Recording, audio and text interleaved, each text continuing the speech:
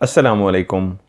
Of camera stories के एक new episode के साथ मैं हूं Mazhar Malik. Thank you so much and love you so much आप सबके प्यार भरे फीडबैक का। कल जब मैं कहानी रिकॉर्ड कर रहा था तो उसमें एक टेक्निकली इशू आया था जिसकी वजह से शुरू का पोर्शन जो है उसमें आवाज़ बिल्कुल क्लियर है और आगे जो थोड़ी सी आवाज़ है वो उतनी अच्छी नहीं है। क्लियर है लेकिन उतनी बेहतर नहीं है एक टेक्निकल इशू की वजह से। उसके लिए मैं आप सबसे माजरत ख्वाह हूँ, लेकिन कहानी को आप लोगों ने लाइक किया, उसका फीडबैक बहुत अच्छा आया मुझे। वहीं से ही शुरू करता हूँ जहाँ पे कल उस कहानी को एंड किया था, उसका पार्ट 2। दस्तक, मौत की दस्तक। कि जब दरवाजे पे दस्तक होती है तो नहीं पता होता कि दरवाजे पे कोई मेहमान आया है, कोई भटका भूला मुसाफिर, कोई स्कूल से आया हुआ बच्चा, थका हारा मजदूरी करके आया हुआ मजदूर या ऑफिस में काम करने वाला बाप, भाई, बेटा। कभी कभी ये दस्तक मौत की दस्तक भी होती है और इस गांव के अंदर तो मौत की दस्तक हो रही थी। हाँ, उस ठक ठक वाली आवाज़ ने, जब वो ठक ठक वाली आवाज़ गांव में दाखिल होती थी, वो बैसाखी जब पत्थरों पे ठक ठक ठक की आवाज़ पैदा करते हुए जूं ही उस गांव के अंदर दाखिल होती तो कानों को फाड़ देने वाली आवाज़ पैदा होती। आवाज़ इतनी दूर दूर तक सुनाई देती कि वो गांव वाले जो हमेशा बेखबरी की नींद सोते थे, सुबह सुबह उठने वाले, दिन सारा खेती बाड़ी करने वाले, दिन सारा मेहनत मजदूरी करने वाले, जब सोते थे तो ऐसे थक हार के गहरी नींद सोते थे कि फिर वो ट्रेन का इंजन शोर करती हुई उसकी आवाज़, उसकी दूर दूर तक जाती हुई हारन की आवाज़, कोई चीज़ भी उनको जगा नहीं सकती थी। आंधी तूफान बारिश तक आ जाती तो अपने बिस्तरों में सोए रहते थे। लेकिन ये एक ऐसी आवाज़ थी, उस ठक ठक की आवाज़ जब उस गांव में दाखिल होती थी तो दूर दूर तक ना सिर्फ सुनाई देती बल्कि गांव वाले जो रोज़ाना गहरी नींद सोते थे, बेखबरी की नींद सोते थे, ये एक ऐसी मखसूस आवाज़ थी। इस आवाज़ में भी ऐसा तिलिस्म था, ऐसा जादू था कि कानों को फाड़ देती थी आवाज़। एक आवाज़, बैसाखी की आवाज़, लकड़ी की बैसाखी जिसको कोई सहारा लेके चलता था और जब वो बैसाखी ज़मीन पर रखी जाती थी तो एक आवाज़ पैदा होती थी। बैसाखी की आम सी एक आवाज़ होती है, ठक। लेकिन इस गांव वालों के लिए ये एक ऐसी जादुई आवाज़ थी, वो जो भी थी उसके अंदर ऐसा तिलिस्म था, ऐसा जादू था कि जब वो आवाज़ पैदा होती तो इतनी दूर दूर गूंजती थी कि उस ठक ठक की आवाज़ से ट्रेन की सीटी भी कम सुनाई देती। लगता ट्रेन की हारन से भी बहुत ऊंची आवाज़ है, कानों को फाड़ देने वाली आवाज़, और गांव वाले डर जाते थे। और वहीं पे ही जहां कल मैंने स्टोरी को ख़त्म किया था, वो आवाज़ फिर से गांव में सुनाई दी थी। उन बदनसीब रातों में से फिर एक रात आ गई थी जब बादल भी गरजा था, बारिश भी हुई थी, धुंध छा गई थी, धुंध ही धुंध, इतनी शदीद धुंध के हाथ को हाथ सुझाई नहीं देता था। वहीं पे वो बदनसीब अपने बच्चों के लिए जब सेब लेके सिकंदर सारा दिन मजदूरी करके आ रहा था तो वहीं रास्ते में एक बच्चा बैठा मिला था। उसने सेब मांगे थे, उसने नहीं दिया था और घर पहुंच गया, सो भी गया। लेकिन रात मौत ने उसके लिए दस्तक देनी थी। और जब सारे गहरी नींद सो रहे थे तो तब साल की वो बदबख्त रात आ गई जब फिर से सबको वो दस्तक सुनाई दी, उस बैसाखी की दस्तक। और जब उसने पुकारा दस्तक देने के बाद, भूख लगी है, खाना दे दो, तो ये आवाज़ सिर्फ उस घर के लोग नहीं सुनते थे, ये आवाज़ भी उस बैसाखी की ठक ठक की तरह इतनी कान फाड़ देने वाली होती थी कि ये आवाज़, भूख लगी है, खाना दे दो, पूरे उस गांव के लोगों तक पहुंचती थी। यकीनन वो कोई इंसानी आवाज़ नहीं थी। कोई इंसान गला फाड़ के चीख के भी इतनी ऊंची आवाज़ में बोले तो तब भी उसकी आवाज़ कुछ घरों तक ज़रूर जाएगी, पूरे गांव में नहीं जाएगी। लेकिन ये एक ऐसी आवाज़ थी जो पूरे गांव के अंदर गूंजती थी। बोलने वाली तो अपनी नॉर्मल आवाज़ में बोलती थी, भूख लगी है खाना दे दो, लेकिन वो आवाज़ दूर दूर तक सब कानों को सुनाई देती थी। और रात भी यही हुआ था। वो आवाज़ सिकंदर के घर पहुंची थी, जहां सारे जाग रहे थे। वाहिद वही शख्स था जो सो रहा था गहरी नींद, क्योंकि उसके घर पे मौत की दस्तक होनी थी।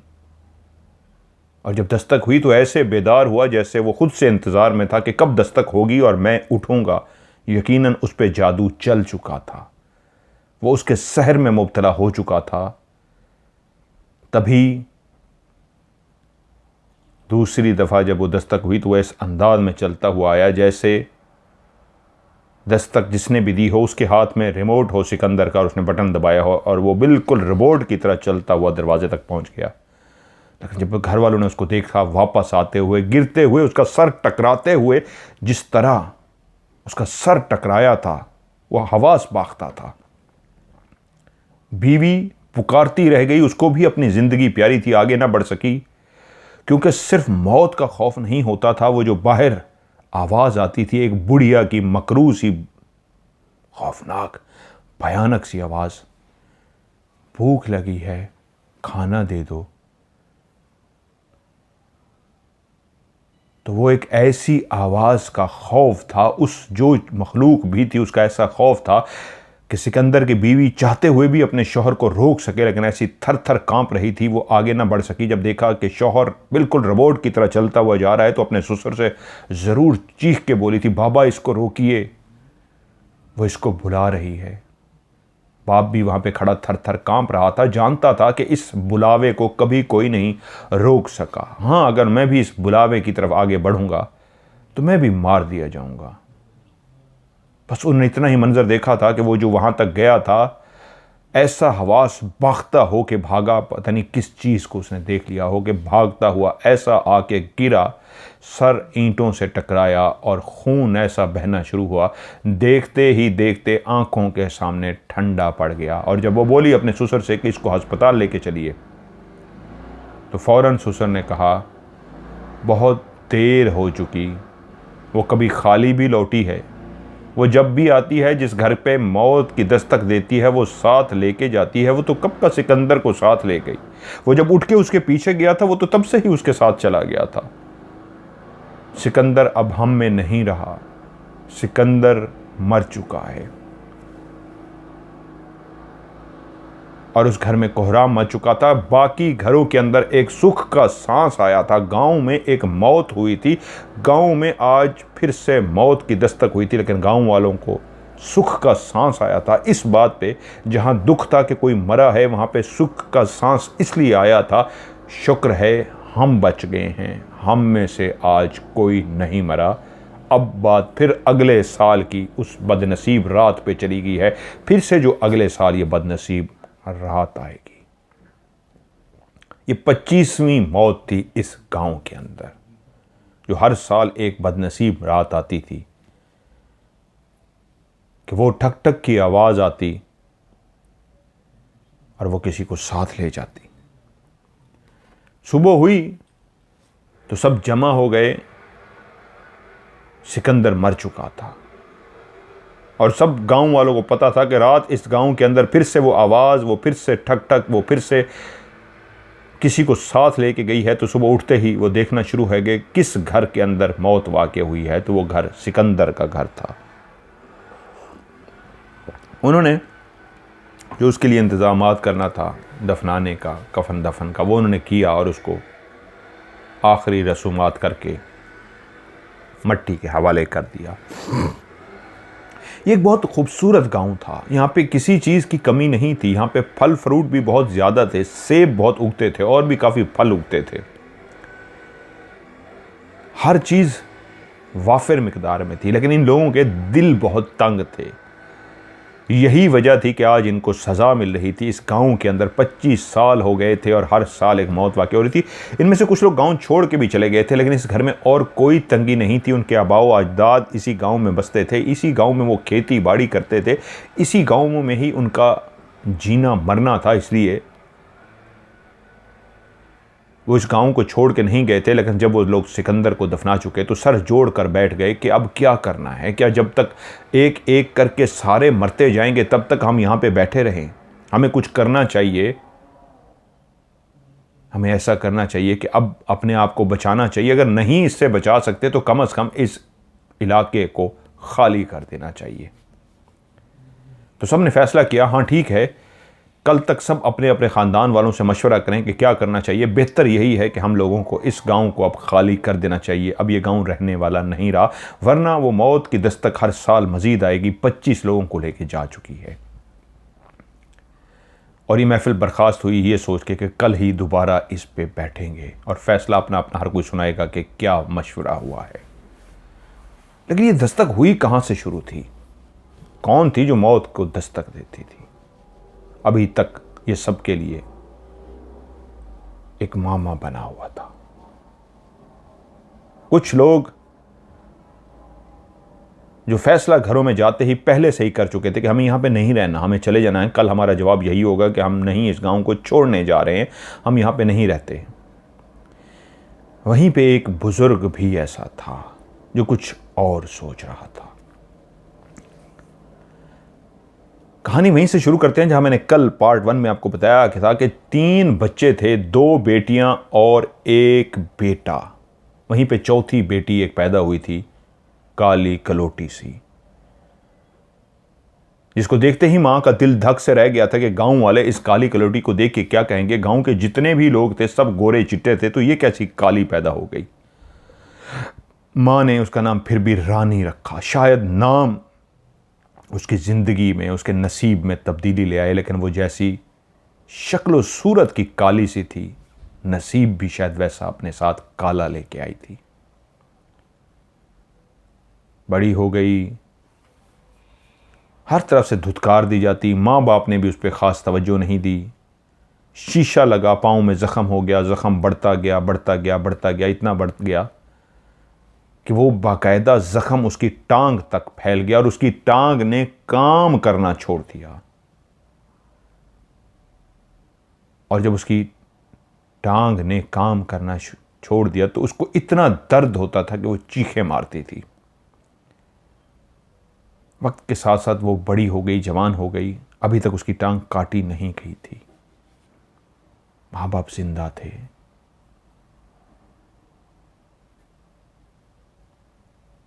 उसके साथ बिहेव वही था, कोई भी उसको प्यार करने को तैयार नहीं था।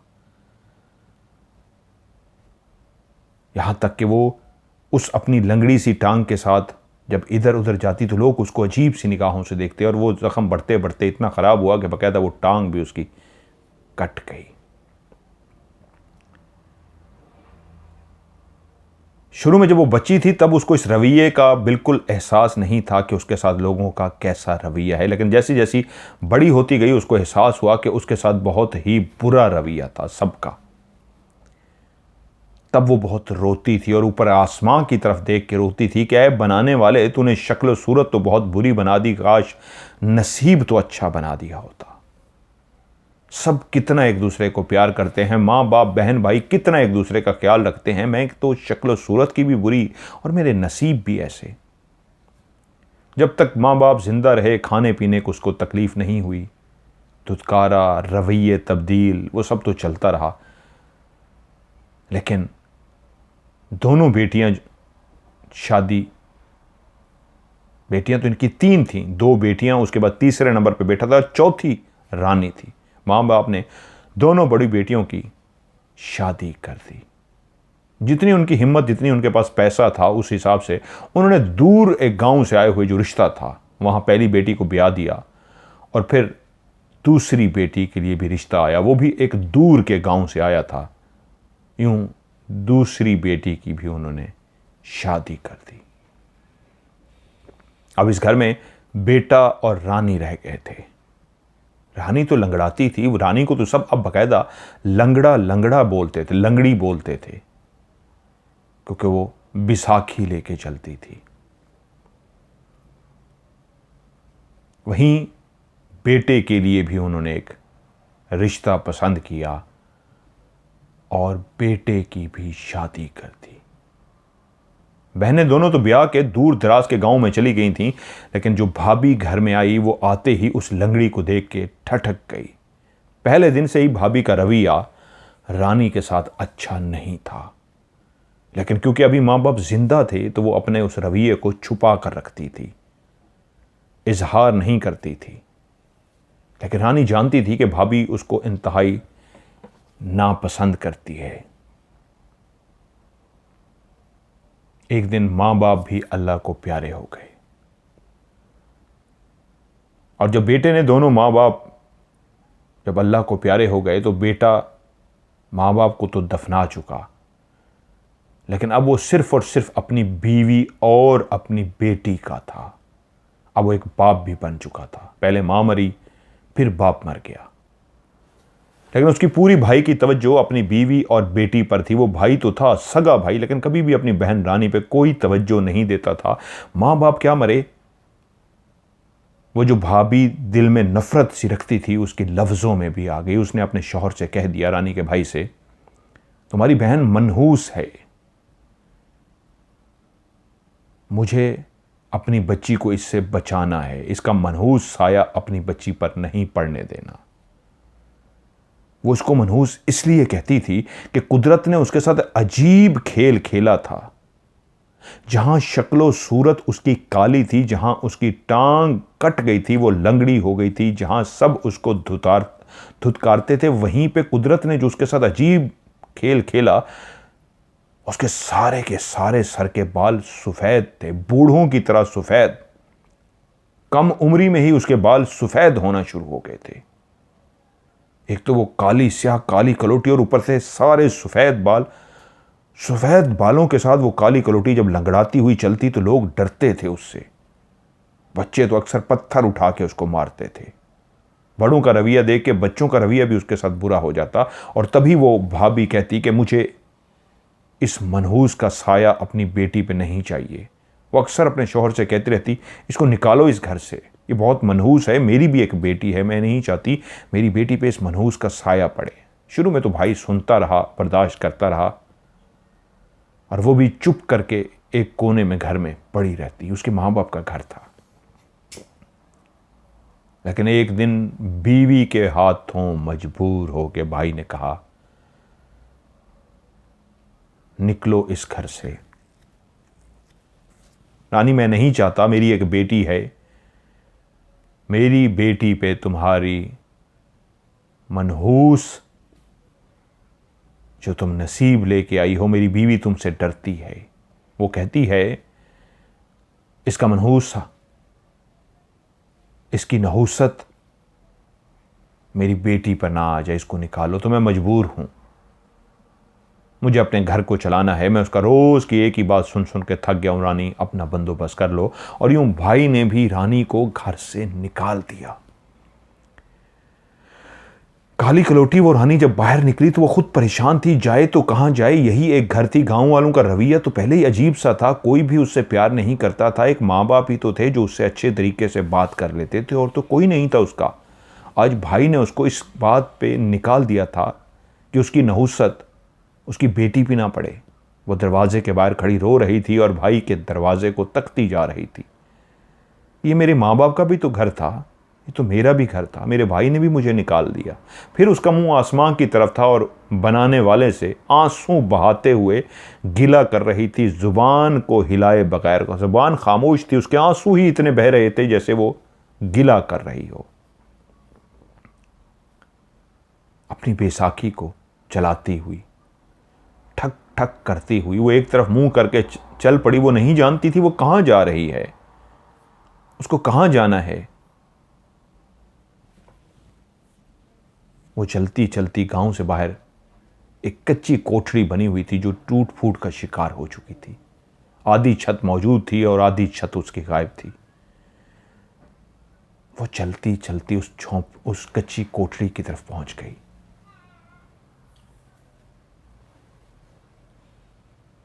वो उस फर्श पे बैठी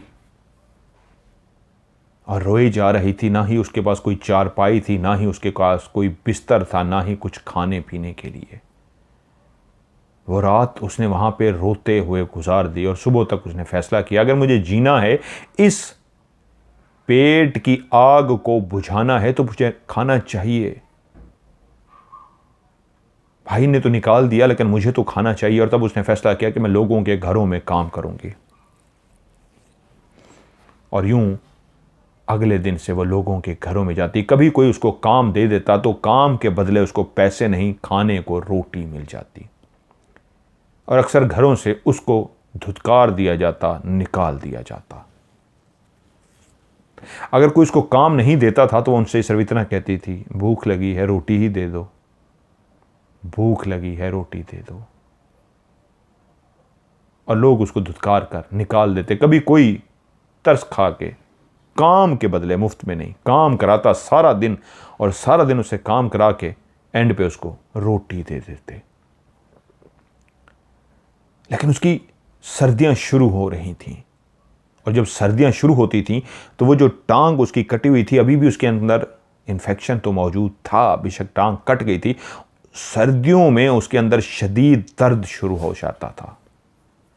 और वो फिर से परेशान हो गई थी। पहले कम से कम एक घर तो मौजूद था जहाँ पे वो रहती थी, चारपाई थी, बिस्तर था। अब तो वो कच्चे फर्श पर सो रही थी। अब तो सर्दियां शुरू हो रही थी, और सर्दियों में उसकी टांग में शदीद दर्द होता था। और आहिस्ता आहिस्ता सर्दी बढ़ती जा रही थी, टांग का दर्द भी बढ़ता जा रहा था। अब उससे घरों में काम भी नहीं होता था। जब घर में काम काज करने के लिए जाती थी तो उससे काम नहीं होता था। वो कहती काम दे दो, तो घर वाले जो पहले उसको काम दे चुके होते कहते तुमसे काम तो होता नहीं, तुम्हें क्या काम दे। तो कहती भूख लगी है, खाना दे दो। और वो उसको धुतकार देते। कभी कोई तरस खा के दे देता। लेकिन एक बूढ़ा ऐसा था जो इस गांव का तो नहीं था, लेकिन मिलने के लिए अक्सर आता। उसका एक दिन यहां से गुजर हुआ और उसने वहां पड़ी हुई कमरे के अंदर रानी को देखा। वो जिनके तरफ मिलने के लिए आता था वो सीधा उनकी पास पहुंचा और मुझे कहा, मेरे पास पैसे हैं, इस वक्त मैं फौरी शहर नहीं जा सकता, मुझे कुछ बिस्तर और चीज़ें चाहिए। तो उसने गर्म रज़ाई और इस तरह की चीज़ें ख़रीदी उनसे, उन्होंने वैसे ही दे दी उसको। उसने उठाई और सीधा वो रानी के पास गया, खाना लेके भी, और जाकर खाना और बिस्तर, जो ज़रूरत की चीज़ें होती हैं, उसने जाके रानी पे डाल दी, उसको दिया और उसके सर पे हाथ फेरा और दुआ दी। वो इस गांव का बूढ़ा नहीं था। हाँ, वो आता ज़रूर था। बूढ़ा कह रहा हूँ, वो गांव का नौजवान था, आता ज़रूर था, लेकिन कभी कभी आता था। उसके बारे में ज़्यादा लोग नहीं जानते थे कि वो नौजवान कौन है। सिर्फ इतना जानते थे कि वो नौजवान किसी का दोस्त है और शहर से बाकायदा मिलने के लिए आता है, एक रात के लिए आता है और अगली सुबह चला जाता है। वो जब नौजवान वहाँ पे आया और उसने उसको इस हालत में देखा तो उस गांव से ही, अपने जिसके पास वो रहता था, चीज़ें, कपड़े लेके, गर्म रज़ाई वगैरह लेके उसको दे के गया। नीचे वो एक बिछाने के लिए उसको गद्दा टाइप दे दिया, वो वहाँ के जो गांव को होता है, ऊपर एक रज़ाई दे दी। अब कम से कम सर्दी से बचने के लिए उसके पास एक रज़ाई और नीचे बिछाने के लिए पुराना सा गद्दा आ गया था। और वो शख्स उसको खाना भी दे गया था। उसके बाद वो चला गया, और ऐसा गया जो हर साल चक्कर लगाता था उसका भी कई सालों तक चक्कर ना लगा। लेकिन वो रात उसकी जिंदगी की बहुत खौफनाक रात थी। वो अक्सर जब इधर उधर जाती और खाना मांगती तो अक्सर लोग उसको दे भी देते, ज़्यादातर उसको धुतकार देते थे। लेकिन उस शाम बहुत शदीद ठंड इसलिए थी कि सुबह से ही बारिश हो रही थी, और ऐसी बारिश हुई कि रुकने का नाम ही नहीं रह रही थी। उसका गद्दा जो वो नीचे बिछाती थी वो गीला हो चुका था। वो सब घरों में मांगने के लिए जाती थी, लेकिन कभी भाई के दरवाजे पर नहीं जाती थी। एक दो दफ़ा हिम्मत करके भाई के दरवाजे पे गई थी, लेकिन वो उस घर को देखती थी, उस दरवाजे को देखती थी, उसको माँ बाप याद आ जाते और भाई का वो रवैया याद आ जाता जिसने तो क्लियर कह दिया था कि तुम्हारा मनहूस साया, तुम्हारी नहुसत मेरी बच्ची पे ना पड़े, इसलिए अब इस घर को छोड़ दो। तो वो उस दरवाजे तक जाकर वापस लौट आती थी कि अगर मैंने दरवाज़ा खटखटाया तो कहीं मेरी नहुसत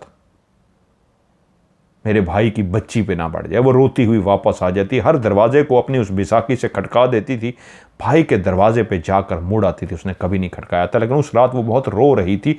सुबह से बारिश हो रही थी, पूरे गांव में खामोशी थी। आज काम के लिए भी नहीं निकला था। वो जो तंग दिल जितने भी गांव वाले थे अपने अपने घरों में मौजूद थे, कल का जो बचा कुचा था अपने बच्चों के लिए रख के बैठे हुए थे।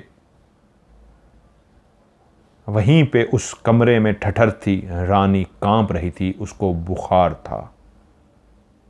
सुबह से बारिश हो रही थी और उस जल थल में जिस कमरे में वो थी उसकी छत आधी थी आधी नहीं थी। पानी इतना आ गया था कि उसका गद्दा तक गीला हो गया था। वो बुखार में तपती रही। 2 दिन से उसको बुखार था और ऊपर से शाम से ही इतनी धुंध फैल गई थी, घुप अंधेरा हो गया था, फोग ही फोग थी हर तरफ, कोहरा पड़ रहा था, शदीद कोहरा। सब उसी तरह अपने अपने लहाफ गरम डबल कंबल लिए हुए थे सबने। इतनी शदीद ठंड थी कि हड्डियों के अंदर घुसती जा रही थी। सबने डबल डबल रजाइयां ली हुई थी, गरम कपड़े, गरम रजाइयां। और एक वो थी कि बारिश के अंदर ठठरती रोए जा रही थी अपने नसीब पे। उसको अपने बुखार की भी फिक्र नहीं थी। उसको तो 2 दिन से बुखार था, किसी को पता तक भी नहीं था। 2 दिन से उसने खाया कुछ नहीं था। हर तरफ कोहरा ही कोहरा पड़ा हुआ था, हर तरफ खामोशी खामोशी थी।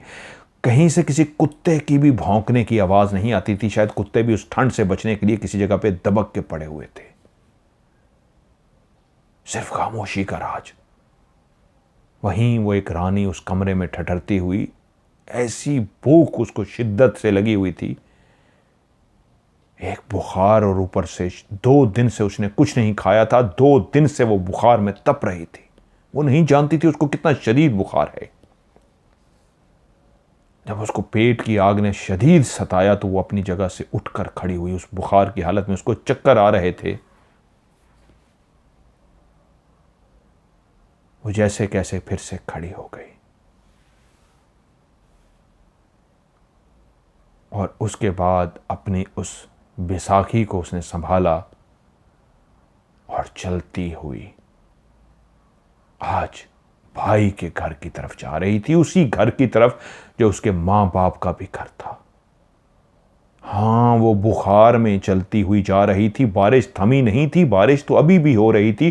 कोहरा पड़ रहा था, शदीद धुंध थी, शदीद सर्दी थी। आज उसको बुखार में जो कपकपा रही थी, जिसको बुखार में ज़्यादा ठंड लगती है, या इंसान को बुखार हो तो ठंड में निकलता नहीं, वो बारिश में गीली होती हुई शदीद बुखार में चलती हुई, ऐसे जैसे ना किसी मौसम उस पर असरअंदाज हो रहा हो, जैसे वो रोबोट सी बन गई हो, जैसे उसको आज हर तकलीफ से छुटकारा मिल गया हो। वो अपनी उस बैसाखी की आवाज़ पैदा करते हुए भाई के दरवाजे पे पहुंच गई। रात बीत रही थी, कोहरा फैला था, बारिश अभी तक हो रही थी। सुबह किस टाइम बारिश थमी कोई भी नहीं जानता था, कि यहां तक कि गांव वाले जो अपने रूटीन से उठते थे आहिस्ता आहिस्ता उठना शुरू हो गए कि बारिश थम चुकी है। कुछ ही देर बाद रोशनी फैल जाएगी और वहीं पे ही रानी का भाई भी अपने बिस्तर से बाहर निकला। हाँ, भूल चुका था वो अपनी बहन को कब का। उसने तो मुड़ के कभी पूछा तक भी नहीं था। लेकिन आज जब उसने अपने घर का दरवाज़ा खोला तो देखा बाहर बैसाखी के साथ एक मुर्दा जिस्म पड़ा है, जो किसी और का नहीं, उसकी बहन रानी का है। हाँ, रानी रात को अपने भाई के घर आई थी। क्या सोच के आई थी कोई नहीं जानता था, और उसने भाई का दरवाज़ा भी खटखटाया था या नहीं खटखटाया था कोई नहीं जानता था। हाँ, इतना ज़रूर था, अपने माँ बाप के दरवाजे के बाहर आके वो मर चुकी थी। गांव वालों ने मिलकर जिस तरह तरस खा के दफनाना बेहतर समझा कि चलो दफना ही देते हैं, अब तो मर गई है, उसको तो दफना दिया। लेकिन रानी की कहानी ख़त्म नहीं, यहीं से तो शुरू हुई थी। क्योंकि रानी को जिस वक्त दफना दिया गया तो ठीक 1 साल बाद, उसी दिन जिस दिन वो मरी थी उसके 1 साल बाद ऐसी ही पहली एक रात आई थी, जिस रात सब अपने बिस्तर में सोए हुए थे और उन्होंने पहली रात एक आवाज़ सुनी थी, ठक ठक ठक, एक बिसाखी की आवाज़, लकड़ी की बिसाखी की आवाज़ जो इतना शोर कर रही थी कि पूरे गांव वालों ने आवाज़ सुनी थी। और वो लकड़ी की आवाज़ चलती हुई एक दरवाजे पर पहुंची थी। वो दरवाज़ा किसी और का नहीं, उसके माँ बाप का दरवाज़ा था, उसके भाई का घर था, जहाँ पे उसने जाके उस लकड़ी के बिसाखी से दरवाजे को खटखटाया था, ठक ठक ठक, और वही जुमला बोला था जो वो अक्सर बोलती थी, भूख लगी है, खाना दे दो। और उसका भाई, उसकी बीवी और उसकी बेटी जो उस घर में सो रहे थे, सबसे पहले उसकी भाभी ही उठी थी। ऐसी तिलस्म ज़दा हो के उठी कि शौहर उसको रोकता ही रहा, पकड़ता ही रहा कि कहाँ जा रही हो, लेकिन वो चलती हुई बाहर की तरफ जा रही थी और शौहर भी पीछे पीछे गया। और जब उन्होंने दरवाज़ा खोला तो वो जो मर चुकी थी 1 साल पहले, वो आज दरवाजे के बाहर खड़ी थी, पहले से कई गुना ज़्यादा भयानक हो गई थी। उसका चेहरा पहले से कई गुना ज़्यादा खौफनाक और भयानक था, ऐसा जो एक दफ़ा देख ले उसकी जान निकल जाए। और जब भाई ने वहाँ उसको सिर्फ देखा खड़े हुए तो वहाँ पे गिरा और बेहोश हो गया। और वो जो उससे पहले चलती हुई रोबोट की तरह उसकी भाभी वहाँ तक पहुँची थी, वो ऐसी घबराई, ऐसी रानी को देख के घबराई कि भागती हुई सीधे कमरे की तरफ जाने लगी कि उसका सर दीवार के अंदर लगे हुए इस कील के अंदर जाके इस अंदाज में लगा कि वो उसके आर पार हो गया, वो जो एक लोहा सा बाहर निकला हुआ था। सुबह जब शौहर को होश आया तो उसने को इतना याद था कि रात उसने अपनी बहन को देखा था, और जैसे होश में आया तो उसने देखा कि बीवी इस अंदाज में मर चुकी है और ये इस गांव की पहली मौत थी जो हुई थी। भाई नहीं जानता था कि ये कैसे हो सकता है, वो तो मर चुकी है, तो वो रात कैसे आई थी। हाँ, बीवी की मौत कैसे हुई थी वो बेहोश था, वो नहीं देख सका था। उसने जब बीवी को दफना दिया गया तो कुछ बुजुर्गों ने उससे पूछा भी बाद में कि क्या हुआ, यह हादसा कैसे हुआ। सब समझे थे ये हादसा है, लेकिन उसने बताया था कि मैंने रात रानी को इस तरह देखा था। तो उन बुजुर्गों ने उसको मशवरा दिया, इस बात को किसी को भी ना बताना, खामोश रहना। अगर वो मर चुकी है और मरी हुई 1 साल बाद आई है तो कोई ये अच्छी इशारा नहीं है। लेकिन ये तो पहली मौत नहीं थी, भाई बच गया था, बेटी बच गई थी, लेकिन फिर ऐसा हुआ अगले साल फिर वही रात आई, अगले साल फिर वही रात आई, उसी रात को वो फिर से आई और इस दफा फिर से उसने भाई का दरवाजा खटखटाया और इस दफा मौत की दस्तक भाई के लिए थी। उससे पहले उसने दस्तक भाभी के लिए दी थी, इस दफा जो उसने दस्तक दी वो भाई के लिए थी। ये दूसरे साल दूसरी मौत थी और फिर हर साल वो रात आती कि जब ठक ठक की आवाज़ सुनाई देती तो गांव वाले कांप जाते, फिर से आज किसी घर में मौत होने लगी है। क्योंकि वो अब वाकिफ हो चुके थे कि जब जब ये ठक ठक की आवाज़ आती है और दस्तक आती है, भूख लगी है, खाना दे दो। वो इस आवाज़ को सुनते थे। गांव वालों को अभी भी नहीं पता था कि ये कौन है, कोई नहीं जानता था। उसकी रीज़न ये थी, जिसकी मौत आई होती थी वो सिर्फ वही चलता हुआ दरवाजे तक जाता था और उसके बाद भागता हुआ हवास भागता सा ऐसा वापस आता कि वो मर जाता, कोई ना कोई उसके साथ हादसा पेश आ जाता और वो मर जाता। लेकिन कोई नहीं जानता था ये आवाज़ किसकी है, ये कौन आती है। और कल भी ऐसा हुआ था। 2-3 दिन पहले सिकंदर की मौत हुई थी और गांव वाले मिलके बैठे थे इस बात के लिए कि कल सब फैसला अपना अपना सुनाएंगे कि क्या करना चाहिए, गांव को खाली कर देना चाहिए, क्या बंदोबस्त कर देना चाहिए। और सब चले गए थे। अक्सर उनमें से उठते ही फैसला करके गए थे कि हम तो गांव छोड़ देंगे, अब हम नहीं रहेंगे, क्योंकि वो हर साल आती थी और हर साल आकर अपने साथ एक मौत ले जाती थी। अगले दिन जो टाइम तय हुआ था, सारे एक जगह पे जमा हुए और उसी दिन वो शख्स भी जो एक नौजवान था, जो इस गांव में आता था और बहुत अरसे तक इस गांव में नहीं आया था, वो भी पहुंचा। तो उसको बताया गया कि आज एक महफिल है जिसमें हम फैसला करने जा रहे हैं, सब अपना फैसला सुनाने जा रहा है कि कोई गांव में रहना चाह रहा है या गांव छोड़ना चाह रहा है। तो उसने पूछा क्या हुआ है, तो उन्होंने उसको सारी तफसील बता दी। अब वो बूढ़ा हो चुका था, जिंदगी के 25 साल गुजार चुका था। बहुत अरसा पहले आखिरी दफ़ा जब वो इस गांव आया था तो उसको इतना याद था कि उस गांव के अंदर एक लड़की थी, माजूर सी लड़की, जिसको उसने नीचे बिछाने के लिए गद्दा दिया था, कंबल दिया था, खाना ला के दिया था। और आते ही 25 साल बाद उसने पूछा वो लड़की का क्या हुआ। उन्होंने कहा वो तो कब की मर गई। लेकिन साथ ही जब उसको पता लगा गांव वाले आज इकट्ठे हो रहे हैं, कोई प्रोग्राम है, तो उसने कहा मैं भी चलना चाहूँगा। तो उन्होंने कहा आओ। और जब वो वहां पे पहुंचा तो गांव वालों ने सब ने अपना अपना फैसला सुनाया। उसमें से चंद घराने ऐसे थे जो कह रहे थे हम इस गांव में ही रहना चाहेंगे, हमारा जीना मरना इसी गांव में है, हम इस गांव को नहीं छोड़ेंगे। बाकी सबका यही फैसला था, हम गांव को खाली करने को तैयार हैं। तभी वो जो खामोशी से सबकी बातें सुन रहा था, जो अब वो बूढ़ा हो चुका था, सफ़ेद से उसने दाढ़ी रखी हुई थी, हर वक्त उसके हाथ में तस्बीह होती थी, तो वो बोला अगर आप लोगों की इजाज़त हो तो मैं कुछ कहना चाहूँगा। उसने कहा मैं आप सबकी बातें सुन रहा था, आप लोगों ने मुझे इजाज़त दी तो मैं बोलने जा रहा हूँ। मैं आप सबकी बातें सुन रहा था तो और मैं जिस नतीजे पे पहुँचा हूँ, अगर आप लोग मुझे एक रात की इजाज़त दें तो मैं आपको इस मसले से कोई ना कोई हल बता सकता हूँ। वो बोले क्या मतलब? उसने कहा ये जो राज है कि हर साल वो आती है, सदा लगाती है और अपने साथ किसी की मौत ले जाती है, मैं आज रात बैठ के कुछ पढ़ना चाहता हूँ, मैं भी इस मामले को समझना चाहता हूँ। अगर मैं आप लोगों की हेल्प कर सका तो कल तक मुझे मोहलत दे दीजिए, मैं ज़रूर आपकी हेल्प करूँगा, नहीं तो मैं आपसे माजरत कर लूँगा।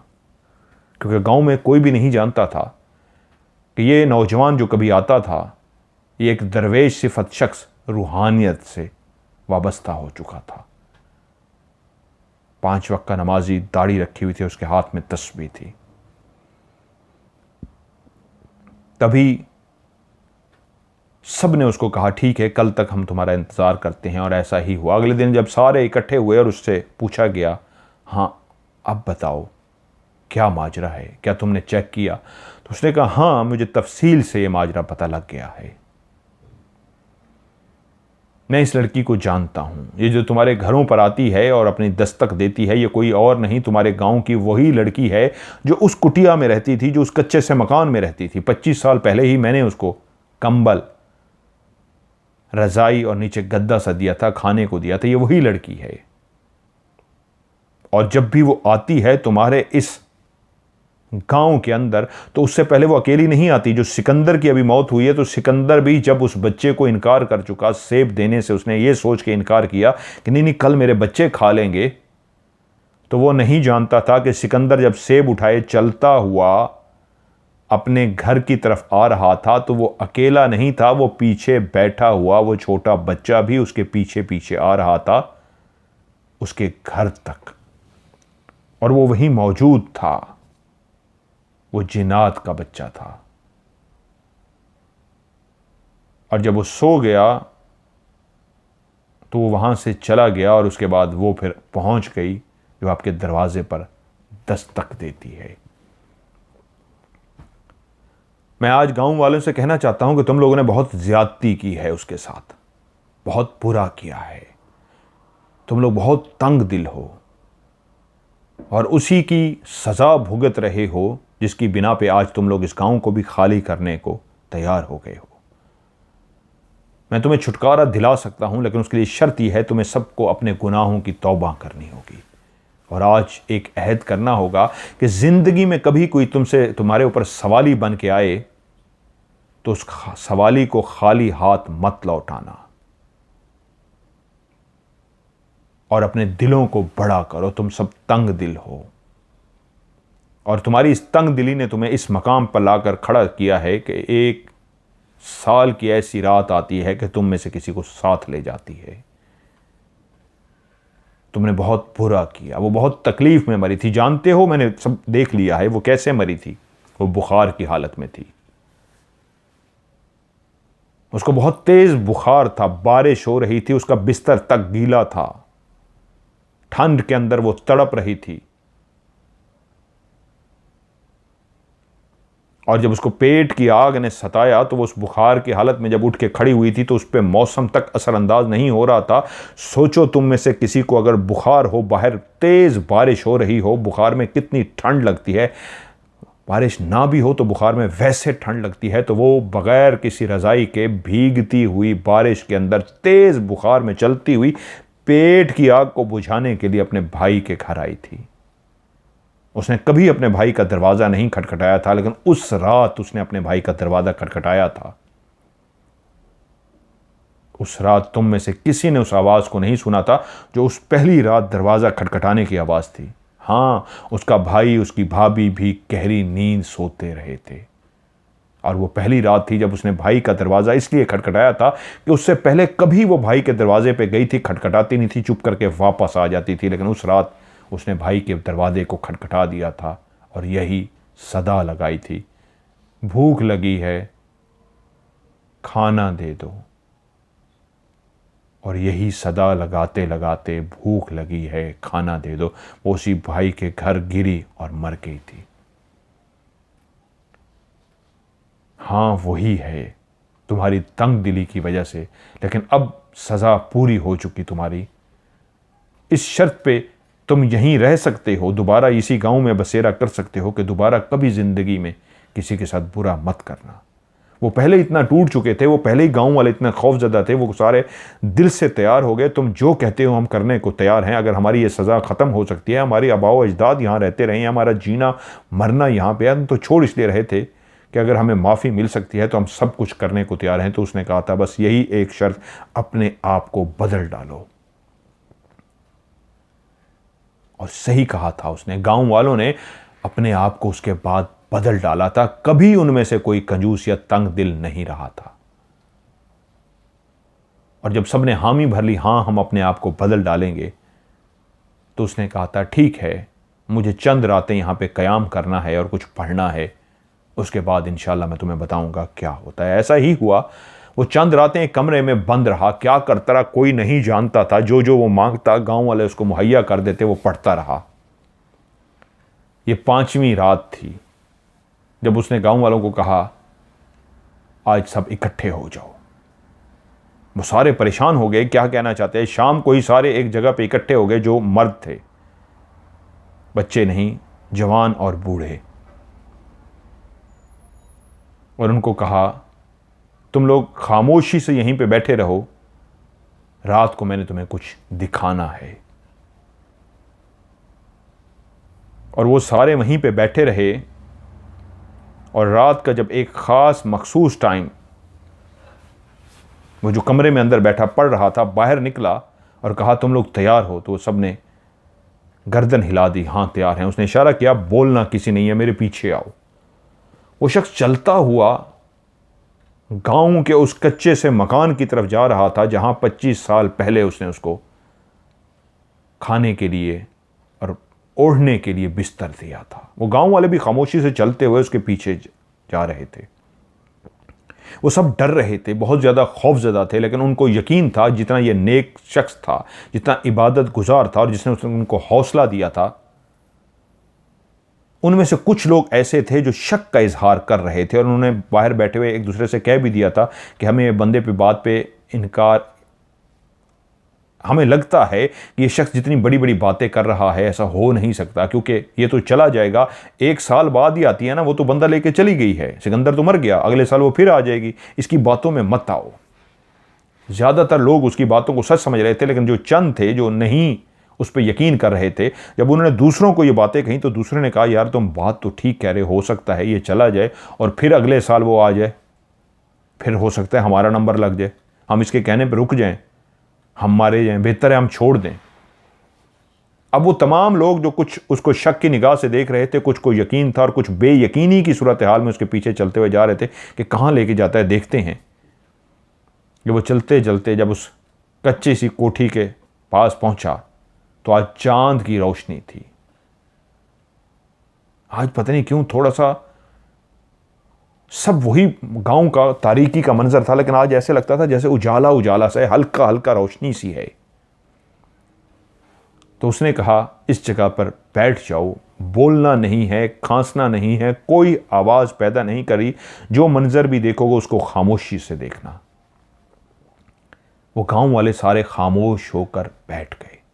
वो शख्स चलता हुआ थोड़ी दूर गया और एक जगह पर बैठकर कुछ पढ़ना शुरू हो गया। वो पढ़ता रहा पढ़ता रहा पढ़ता रहा कि तभी गांव वालों ने जो मंजर देखा वो बहुत ही अजीब व गरीब मंजर था। गांव वालों ने देखा थोड़े ही फासले पर कुछ लोग हैं जो चलते हुए आ रहे हैं, आगे पीछे चलते हुए आए हैं और एक दस्तरखान बकायदा बिछाया गया है, एक कपड़ा सा बिछाया गया है और उस दस्तरखान के ऊपर सब बैठ गए हैं। और सब ने देखा एक हसीनो जमील चेहरे वाली लड़की, जिसके चेहरे से रोशनियां फूट रही थी, ऐसे लगता था जिसके चेहरे से नूर ही नूर हो। वो हाथों में एक बड़ा सा बर्तन उठाए आ रही थी। वो जो 25 लोग बैठे थे दस्तरखान पर, वो उसी गांव के वही लोग थे जो इस गांव में हर साल मारे गए थे। ये वही 25 गांव के लोग थे जो मर चुके थे इसी गांव में, वही सब के सब दस्तरखान पर बैठे थे। और वो हसीनो जमील जिसके चेहरे से नूर झलक रहा था, हाथों में बर्तन उठाए एक बड़ा सा, सबके खाने के बर्तन के अंदर कुछ रखती जा रही थी। हाँ, वो रानी थी, उस दस्तरखान पे सबको खाना खिला रही थी। और वो सारे गांव वाले बैठ के इस मंजर को, अजीबो गरीब मंजर को देखकर परेशान हो रहे थे कि वो रानी इतनी हसीनो जमील रानी जैसे नूर सी बनी हो, रोशनियां सी उसके जिस्म से निकल रही थी, वो सबको उस दस्तरखान पर खाना खिला रही थी।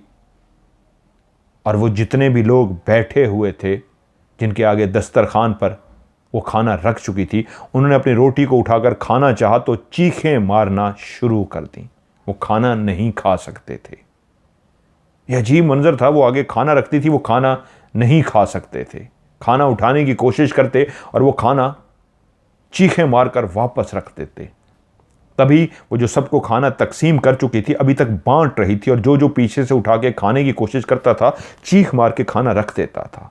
वो आगे वाले को देती जा रही थी। आगे वाला फिर भूखा होता, खाना उठाता, जल्दी से खाने की कोशिश करता, चीख मारता, नीचे रख देता। वो जब सबको खाना दे चुकी और सब चीखें मार के खाना नीचे रख चुके तो वो पीछे जाकर खड़ी हुई और मुस्कुराई और ऊपर आसमां की तरफ देखा और गायब हो गई। और तभी जितने भी वहां दस्तरखान में बैठे थे उन्होंने जल्दी से अपने अपने बर्तन उठाए और खाना शुरू कर दिया। और जैसे जैसे वो खाना खाते जा रहे थे आहिस्ता आहिस्ता वो गायब होते जा रहे थे। और थोड़ी देर के बाद वो जगह बिल्कुल क्लियर हो गई। गांव वाले जो शदीद पहले ही डरे हुए थे, जिनको शकू को शुबा थे, अब उनको भी यकीन आ चुका था। आंखों से जो मंजर देख चुके थे वो बहुत ही भयानक अजीबो गरीब था। वो शख्स जो बैठा पढ़ रहा था, आंखें बंद किए हुए, वो अपनी जगह से उठा। उसने आंखें खोली और कहा, बस इतना कुछ दिखाना था कि वो जो तुम्हारी हर साल तुम्हारे पास आती थी अब वो कभी तुम्हारे पास नहीं आएगी। हाँ, अब वो सुकून में आ चुकी है। बस ये भी एक राज था जो तुम लोगों को मैंने पर्दा हटाकर दिखा दिया। अब वो सुकून में आ गई है। तुमने उसके चेहरे पे नूर देख लिया है, तुमने उसके चेहरे पे खुशी देख ली है। हाँ, और तुमने देख लिया जिनको वो खाना दे रही थी वो खाना नहीं खा सकते थे, लेकिन वो फिर भी उनको खाना दे कर गई है और ऐसी खुश होकर गई है कि वो खाना खा रहे थे। इस गांव की सजा पूरी हुई। मैं तो चला जाऊंगा, शायद इस गांव में वापस ना आऊं, लेकिन ये एक बात याद रखना, दोबारा कभी तंग दिली का मुजाहरा ना करना। और बहुत सारी उसने उनसे बातें की और सब ने अहद किया अब हम कभी ऐसी नहीं करेंगे। वो उनको एक दर्स दे के गया था कि जिस रब ने तुम्हें आज अता किया है, कल की जिम्मेदारी उसकी है, तो तुम्हें कल की परेशानी क्यों है? आज का शुक्र अदा करना, आज का आज खा लेना, कल भी वही रब तुम्हें अता कर देगा। कोई सदा दे, कोई बाहर आए तो उसको खाली हाथ मत जाने देना, इस यकीन पे कि जिसने आज अता किया है कल भी वही देगा, जो है उसको दे देना। लेकिन लोगों ने फिर ऐसा किया कि कोई अगर सदा लगाता उस गांव के अंदर तो वो उसी लम्हे जो खा रहे होते वही उसको दे देते। बल्कि लोगों ने यहां भी देखा, इतना तक भी तब्दील हुए लोग कि लोग ढूंढते थे ऐसों को कि कोई मोहताज हो, ज़रूरतमंद हो तो उसको देकर आएँ।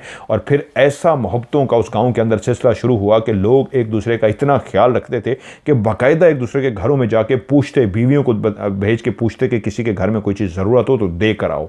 और फिर उन गाँव वालों ने वाकई उस वादे को निभाया, ऐसी फराख दिली का मुजाहरा किया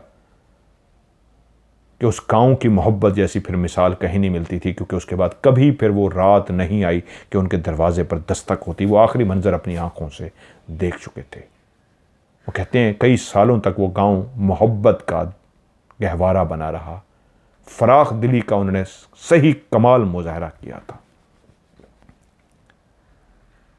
वक्त गुजरता रहा, नस्लें जवान हुई, फिर उनकी नस्लें हुई, फिर और जनरेशन, फिर और जनरेशन। वो मोहब्बतें भी वक्त के साथ कम हो गई, लेकिन फिर कभी किसी को वो दस्तक याद ना रही। वो सिर्फ एक कहानी बनकर ही रह गई। लेकिन आज भी लोगों को वो कहानी याद थी। आज भी लोग अपने बच्चों को वो कहानी सुनाते हैं। आज भी वो कहानी उस गांव में सुनाई जाती है जो मुझे भेजी गई, जो मैंने आप लोगों को भी सुना दी। दस्तक, मौत की दस्तक। कैसी लगी ये कहानी आप लोगों को? नीचे कमेंट सेक्शन में अपनी राय का इजहार ज़रूर कीजिएगा, फीडबैक ज़रूर दिया करें ताकि मैं आगे उसको पढ़ने के बाद मज़ीद बेहतर करने की कोशिश करता हूँ। मेरा व्हाट्सएप का नंबर है जिस पर आप अपनी कहानी भेज सकते हैं। 92 पाकिस्तान का कोड है, आगे मेरा नंबर है। 92 से पहले आपके मुल्क में प्लस लगता है यानी जमा का निशान लगता है या 00 लगता है, वो आप लोग देख लीजिए। 0092 और आगे नंबर है 3136655500। मैं रिपीट करता हूँ, +92 31366555500। उर्दू में इसको बोलेंगे 00923136655500। आप जब मुझे अपनी कहानी व्हाट्सएप पे मुझे सेंड करेंगे इसी व्हाट्सएप नंबर पे, तो आखिरी लफ्ज़ आपने सबसे लास्ट में उर्दू में कहानी या इंग्लिश में स्टोरी लाजमी लिखना है, या OCS भी लिख सकते हैं। अगर एंड पे आप स्टोरी या कहानी लिखना भूल जाएंगे तो फिर आपकी कहानी प्रोग्राम में शामिल नहीं होगी। आप बेशक OCS लिखते हैं, ऑफ कैमरा स्टोरी है ना, तो OCS भी लिख सकते हैं, कहानी या स्टोरी भी लिख सकते हैं। लाजमी एंड पे लिखना है वरना कहानी प्रोग्राम में शामिल नहीं होगी। और आज की इस OCS से मज़हर मलिक को दीजिए इजाज़त। अपना ढेर सारा ख्याल रखिएगा। खुदा हाफिज़।